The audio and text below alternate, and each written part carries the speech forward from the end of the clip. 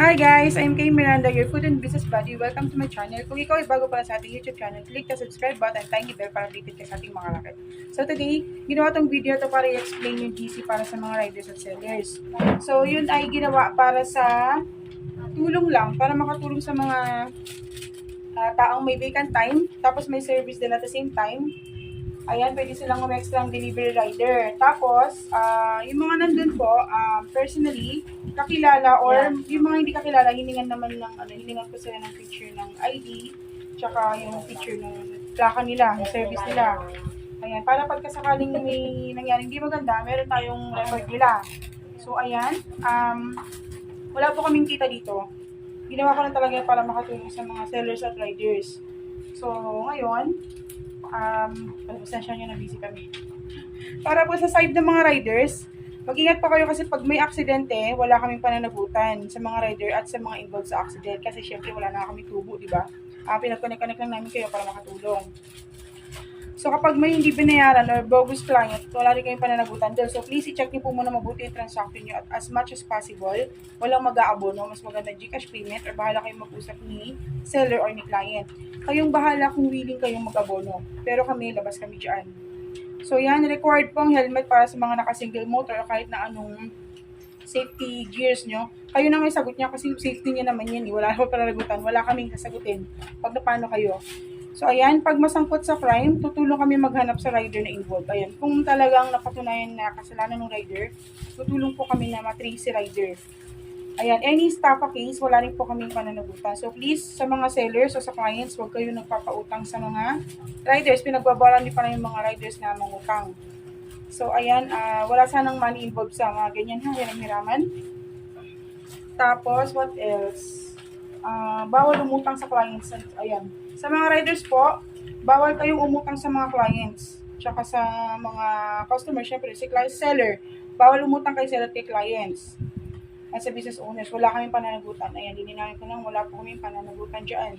May bayad na 35 per day. Ay, wala na. Wala na siyang bayad kasi dapat to, mag-hire sana ako ng coordinator or admin na taga-connect sa inyo. Kaya lang, baka masyadong mas maging complicated. Kaya, hindi na ako mag-hire so wala na rin yung bayad. Ayan, kapag may seller na kailangan ng riders, kasi ganito, mag-schedule po kami ng maybe one day, mag-ikot kami sa lahat ng business establishment para alokin sila kung kailangan nila ng riders, sali-sali sa GC. So kapag merong seller na kailangan ng delivery rider, magme-message siya o sinong available rider. Kung meron pong sa mga rider, please, kapag may una ng rider na nagsabing siya na yung pupunta, nagpresenta na, wag nang manulot para walang away ha, bigayan sana. So ayan, libre po yan, wala nang bayad. So bawal lumutang, yan pagka nasampat sa staffa case or kahit anong crime yan, tutulong kaming mahanap sa rider.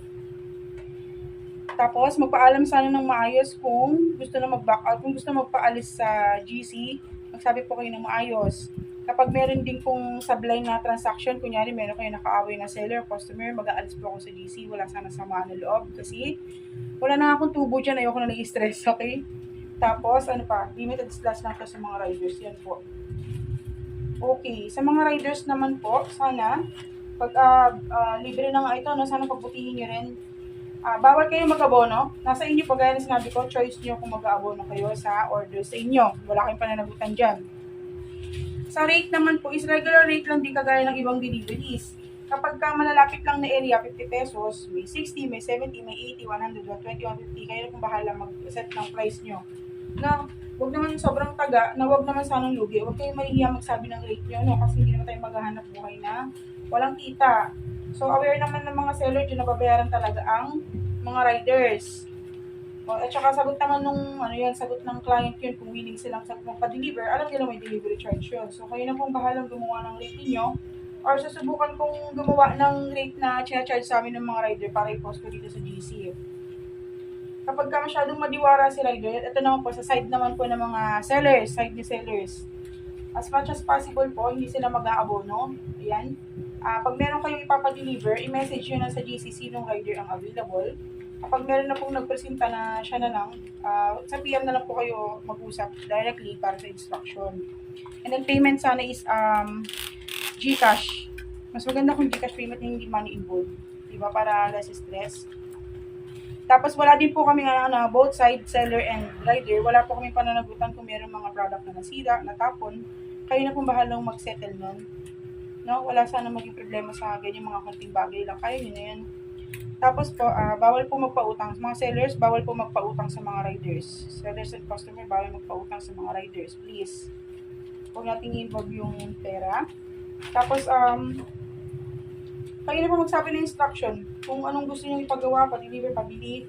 Ayan, sana makatulong sa inyo itong GC na to. Napakiingatan lang din po sana yung mga i-deliver ng mga riders. Syempre sila ang naka-front. Ayan. Yun lang naman po. Kung meron kayong mga dagdag na tanong, message na lang po ako. So yan, sana naging malinaw. Meron pa ba nakalimutan? Tol, meron pa ba nakalimutan? Yun lang. Yun yung pinaka-importante, no? So yan, mag-ingat sana kayo lahat ha. Wala namang aksidente mangyari kasi wala po tayong pananagutan doon. Walang involved na pera, okay? Sana mag-work na maayos tong GC na to. Thank you so much po sa pagsali. And regards sa ating lahat. Bye!